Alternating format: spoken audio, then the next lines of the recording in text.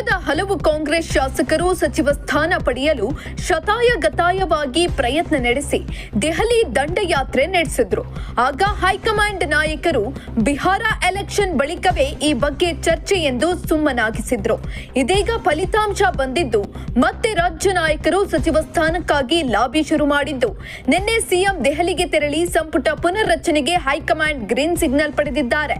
ಈ ಹಿನ್ನೆಲೆ ಇಂದು ದೆಹಲಿಯಲ್ಲಿ ಚಟುವಟಿಕೆಗಳು ಗರಿಗೆದರಲಿವೆ.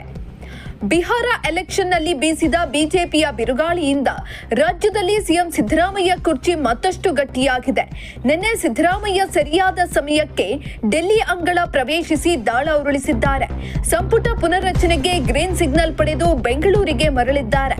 ಇಂದು ಬೆಳಗ್ಗೆ ಮತ್ತೆ ಡೆಲ್ಲಿ ಫ್ಲೈಟ್ ಹತ್ತಲು ಸಜ್ಜಾದ ಸಿಎಂ ಮತ್ಯಾವ ಬಾಣ ಹೂಡ್ತಾರೆ ಅನ್ನೋ ಚರ್ಚೆ ಶುರುವಾಗಿದೆ. ದೆಹಲಿ ಪ್ರಯಾಣದ ವೇಳೆಯೇ ಸಿಎಂ ಸಿದ್ದರಾಮಯ್ಯ ಇಂದು ಪ್ರಧಾನಿ ಮೋದಿ ಭೇಟಿಗೆ ಸಮಯ ಕೇಳಿದ್ದಾರೆ. ಕಬ್ಬು ಸೇರಿದಂತೆ ರಾಜ್ಯದ ಹಲವು ಸಮಸ್ಯೆಗಳ ಬಗ್ಗೆ ಚರ್ಚೆ ನಡೆಸುವ ಸಾಧ್ಯತೆ ಇದೆ.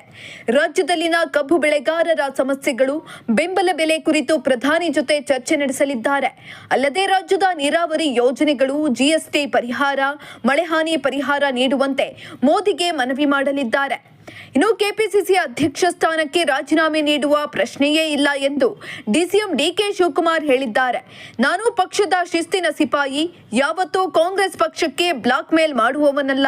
ಸದ್ಯ ಮಲ್ಲಿಕಾರ್ಜುನ್ ಖರ್ಗೆ ಭೇಟಿಯಾಗಲು ಹೋಗುತ್ತಿದ್ದೇನೆ. ಡಿಸೆಂಬರ್ ಒಳಗೆ ಕಾಂಗ್ರೆಸ್ ಕಚೇರಿಗಳಿಗೆ ಭೂಮಿ ಪೂಜೆ ಮಾಡಬೇಕು. ಅದಕ್ಕೆ ನಾನು ದಿನಾಂಕ ಫಿಕ್ಸ್ ಮಾಡಬೇಕು ಎಂದಿದ್ದಾರೆ. ಇದೆಲ್ಲ ಕೆಲಸವು ನಾನೇ ಮಾಡಬೇಕು.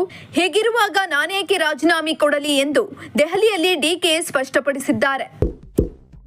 ಇಂತಹ ಇನ್ನಷ್ಟು ವಿಡಿಯೋಗಳಿಗಾಗಿ ಲೈಕ್ ಮಾಡಿ, ಫಾಲೋ ಮಾಡಿ, ಶೇರ್ ಮಾಡಿ.